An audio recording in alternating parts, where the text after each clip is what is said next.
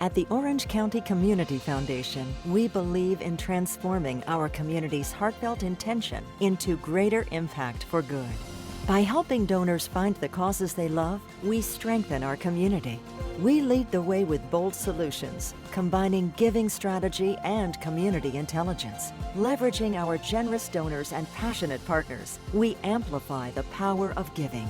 Together, we are helping to build an Orange County where all have the opportunity to thrive. OCCF is a proud underwriter of community programming and OC World.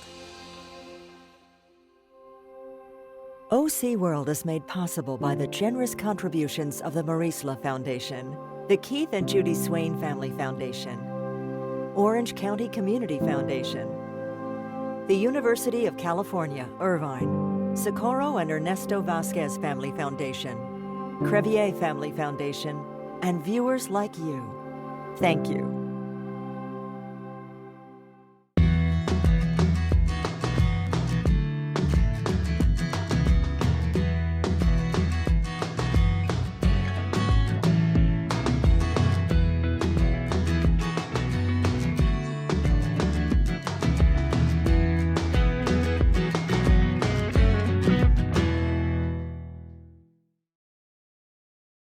My dear son, I put you into this bilingual program because I wanted you to have the opportunities I never had. And I want you to take advantage of this great opportunity from your mom that loves you so much.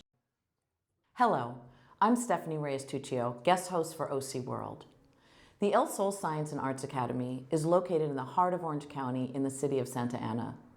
El Sol is a trailblazer in the growing community school movement that emphasizes parent engagement and a whole child approach to learning and student success.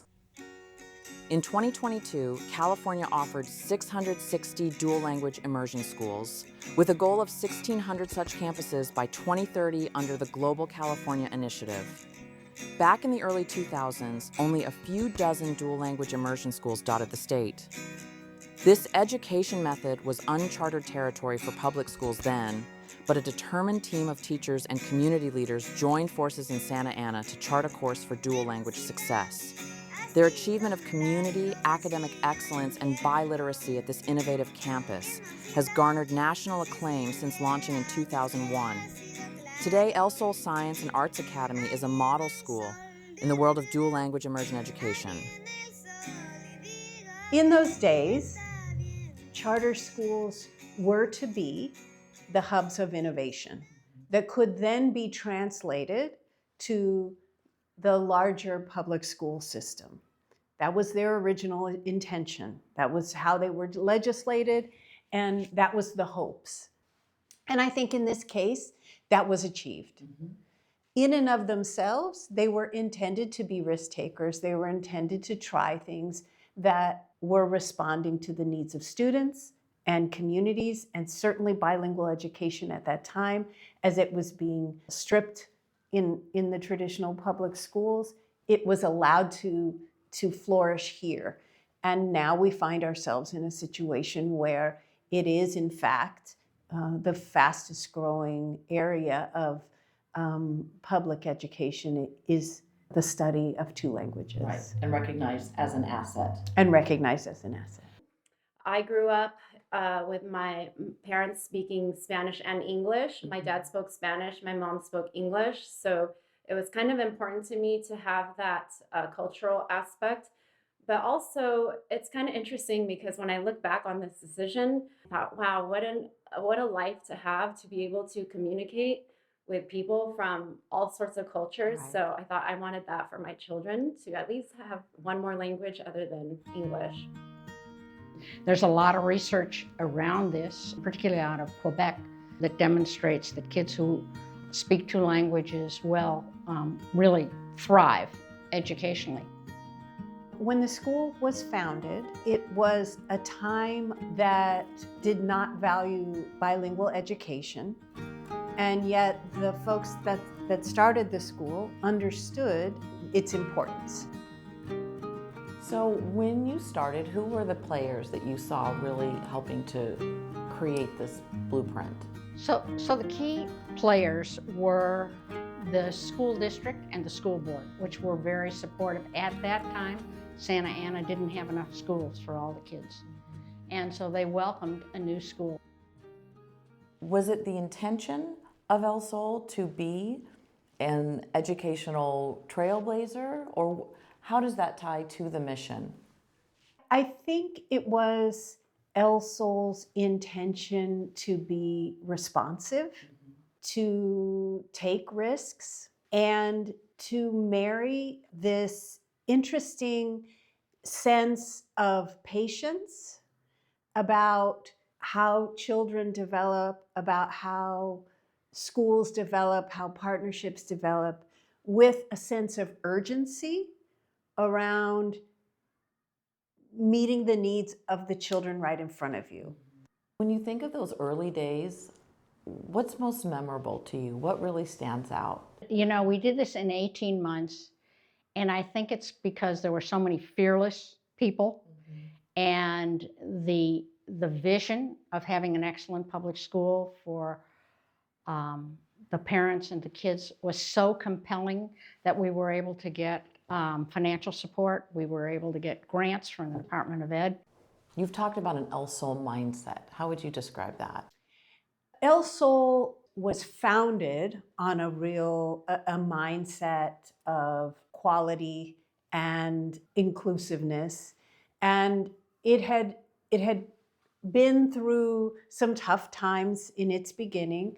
And when I came, what I really wanted to do was help the school realize its original vision of being both for the community, but also about the community in the way that it held relationships with families, with partners, and most importantly, with students. When I started here 21 years ago, there was no other school like El Sol. We were probably one of the first pioneer schools in our community with dual language and science and arts academy, where we focus a lot on the arts and science. So Susan, what makes El Sol a community school? El Sol was a community school right from the beginning, and the parents embraced the idea. We purchased a site that was filled with carcasses of old cars, syringes. It was a garbage dump, and the parents cleaned it with their own direction, and it was ready to go by the time we started. We opened on 9/11/2001. No one came. Everyone was scared in their home, and so we got parental leaders to go out to all the homes, and that was a critical moment for us. And so the parents really came through on it. The parents raised money. They provided water to the kids for the first 4 months because we had no drinking fountains. They did anything that needed to be done to make the school a success. I came to El Sol after having worked in education and also in community development. And I saw this as an opportunity to use both pieces of my experience as an educator, but also as somebody who enjoys being part of a community and its growth and development. Schools in general don't take parents seriously. They put them in a box and you can bake cookies or you can be in the PTA, but you can't be in the running of a school. And this charter school was a true partnership. The founders, Susan Moss and Kathy Sabine, and a group of noble people wanted to build a new school that would help underprivileged kids live their American dream. We were able to get a lot of larger support for their preschool, for their scholarship program. We actually kind of kick-started their STEM programs. And once they're in place, the goal is to have, the parent group, the community support the schools. It was much smaller then, but very much an environment of support and care for the students here, and building a model here in the center of Santa Ana that should be replicated. Our first and most important partner was UCI. And of course, Juan Lara was key to that, and Karina Hamilton was key to us having that relationship. And it has continued and blossomed. And I think that's what makes El Sol so successful today. Well, I'll say just walking up today was so heartwarming to see this campus, how it's grown from 15 years ago, how this area, especially of Santa Ana, that they chose has even transformed. And I'd say a big part because of the work they do here. They're not just helping students and the families, they're helping this community. So the El Sol community, describe it for me, could you? The students, the parents, what does it look like? Most importantly, it looks like joy. It looks like opportunity, openness. So when you see El Sol now, how does it line up with the vision? I could never have believed that this was going to happen here. We had a building that was full of gangs that has since been replaced by a school building. We had a halfway house for people who'd just gotten out of jail, so we had the police on the campus all the time. And now it has transformed this part of Santa Ana.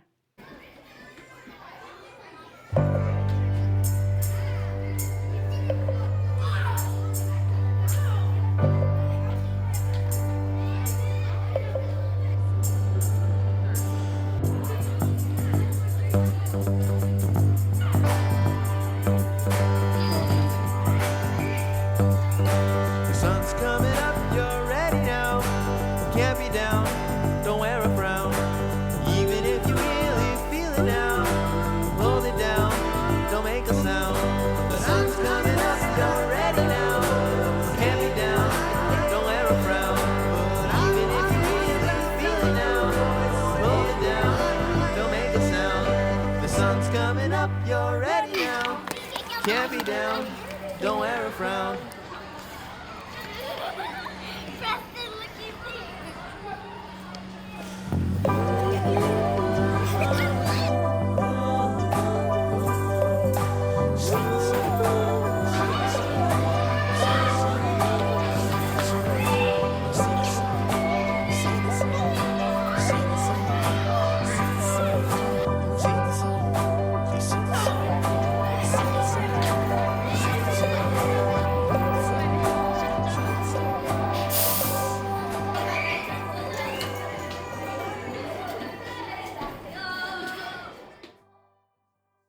For me, math is awesome. It's cool. What do you like about math? It's just like adding, subtracting, numbers. It's just, it like keeps me busy, and that's what I like. And then Mr. Cruz, he always has a smile on his face. Like, he likes to make jokes about it. It's fun, awesome. I grew up in this city and this community, so I knew I wanted to work within my community, but I didn't really know much about El Sol back then. Mm-hmm. So when I came and I was introduced to the founders, they gave me the opportunity to teach here, and I loved it, and I'm here still after 21 years. So can you describe the culture of the school from an educator's standpoint?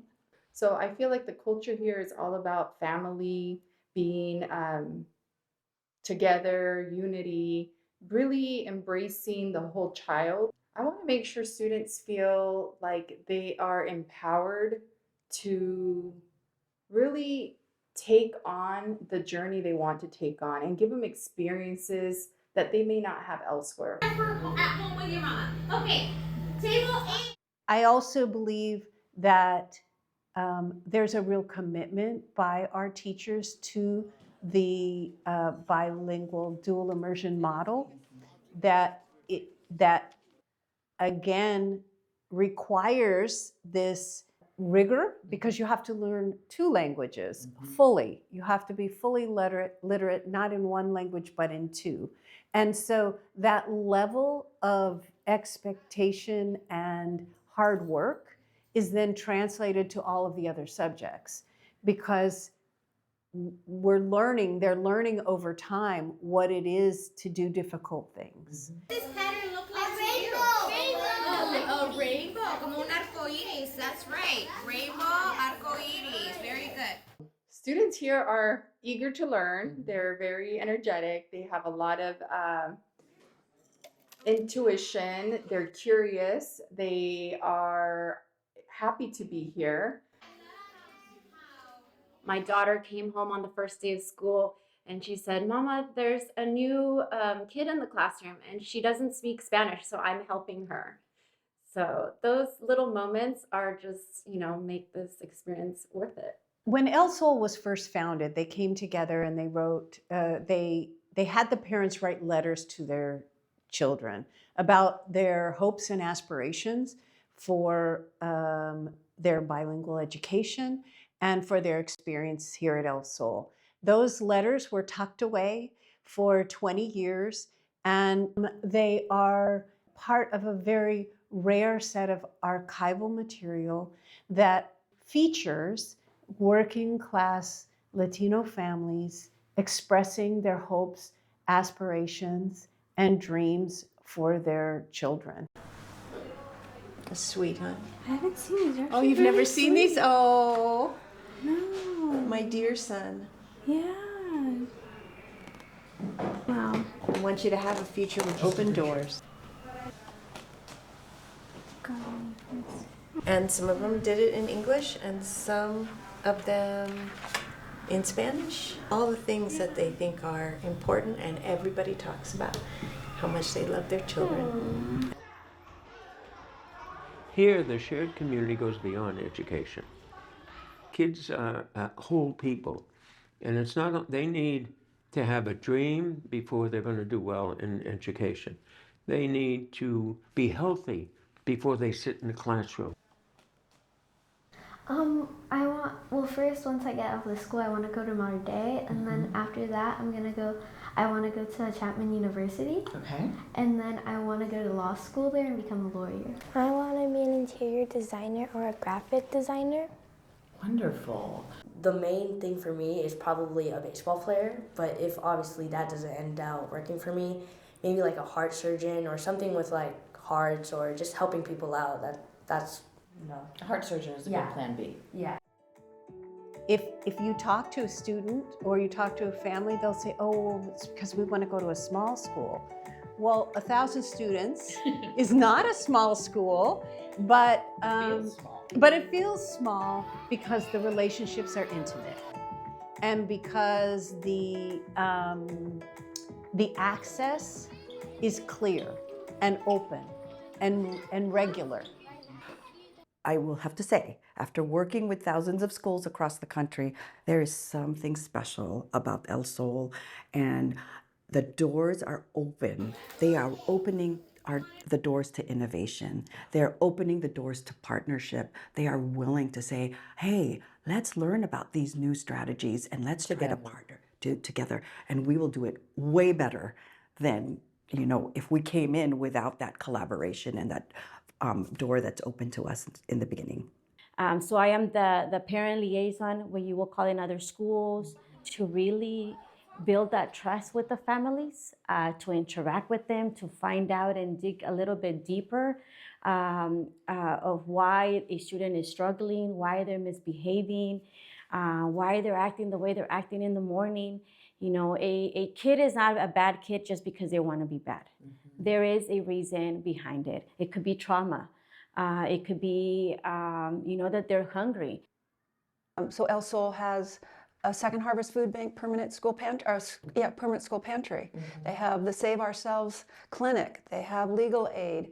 And if more schools have the space to do that, it's this incredible dynamics for families to feel like they're like the El Sol school is their lifeline in many cases. Oh my God, I love ice cream cake. Yeah. Oh, you got that for your birthday? I love it. I right off the bat noticed that it was a family here. It felt welcoming.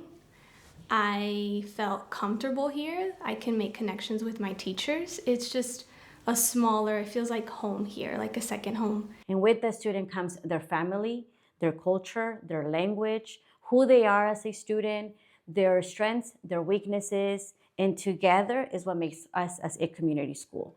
Being able to learn in Spanish helped me in my role now, or has prepared me for my role as a future school counselor. But I get to use what I learned at El Sol, being able to have learned Spanish and build that connection with my Spanish teachers for my future.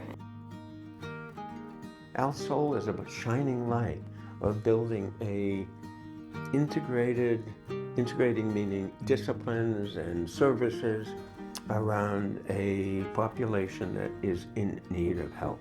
So parents have been central from the very beginning. Their advocacy helped create El Sol. Talk to me about the parents and the kinds of roles that they play on a daily basis in the school. Parents participate in a wide spectrum of ways. You have people who are here, for instance, in our school-based pantry, the Mercado El Sol. We have parents who are here all day. They're loading up the groceries, they're organizing the system, they're distributing, they're literally here all day. What has it been like to be a parent at El Sol? What is that experience like? The parents also, with the field trips, they care for each other. We text message, homework, you forget things, or they just help each other out.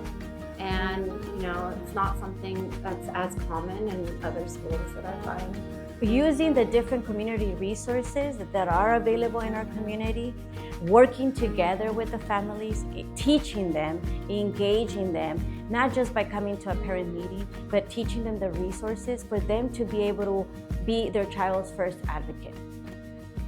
This school goes above and beyond for its community, not just because of the students, but as a whole. There's so many opportunities that this school has brought into our community. I mean, we have a health center here that not just parents from this school can come and receive health services, but I've seen other individuals around the community that just live in Santa Ana that come and receive these services because they need them. And the Mercado is another resource that El Sol just provides for its community, to make sure that the families who are in need have the resources that they need, the basic needs of a food on their table. You get to speak 2 languages, English and then Spanish, and then for lunch they make amazing food. Like sometimes they'll have tamales out. I think the way that this experience being in a dual immersion school has served me in life is just being able to communicate with others, and having more opportunities to help out not just people around me, but my community as a whole. The opportunities and the doors that El Sol has opened up for me is just amazing, and it's been very helpful and just encouraging, and I'm just really grateful. Someone said to me that if you're really doing something of worth, you really won't see the results in your lifetime. And I believe that, because we're not just helping that student's going to help their children and their grandchildren. But being still a part of the community at El Sol, I chose and I love to be the Avanzando facilitator because I get to connect with students that were once in my place, also a student at El Sol, and are currently going into the outside world and are going to start their careers and their educational careers. So I just want to be able to be a part of that because I know that I had champions here at El Sol rooting for me, that are still encouraging me, still always supporting me. And I want them to know that they have someone at El Sol that's also supporting them and waiting for them to succeed and do their best, but also here to support them if they need that extra support and that push. One of the things that gives me the greatest joy is when The alumni are featured in things in their universities, in different areas of their life, and they're asked about what they value. And one of the things that they always say that they value is their community. We have a lot of alumni that come back and tell us stories about their outcomes and where they're at now. And a lot of them are doing phenomenal, especially with the Spanish. They see the value in speaking Spanish and being biliterate. And the fact that they can speak 2 languages, read and write in 2 languages, they're telling us now, 21 years later, many years later, what a great impact it has in their future jobs and what they're doing now as professionals. I think that it helps us expand our mind and get more culture. So if we travel somewhere, we can speak more languages. It was just a time and a space that we grabbed the opportunities and we just kept moving ahead. And that's what people have done for the past 20 years here. When we first started, it was only about 100 students. Now it's over 1,000, plus their families, their strengths that they're bringing, their culture, their language. I'm just really thankful that so many people came together to create this vision and have carried it on. And they've done such a great job. It's really been a joy to be part of this program here at El Sol, and I'm really glad we made this decision. And tell us, what do you think makes your school special? I think the thing that makes our school special is that we have the chance to speak both languages, and a lot of schools don't really teach that, and that's the thing that that's the coolest part of the school, is that we get to speak both languages. El Sol is perfectible, not perfect, but in its perfectibility, it stands far above most other educational institutions. They value their community and they're connected. And what we did here will live on, be evergreen. I'm Stephanie Reyes-Tuccio. Thank you for watching OC World.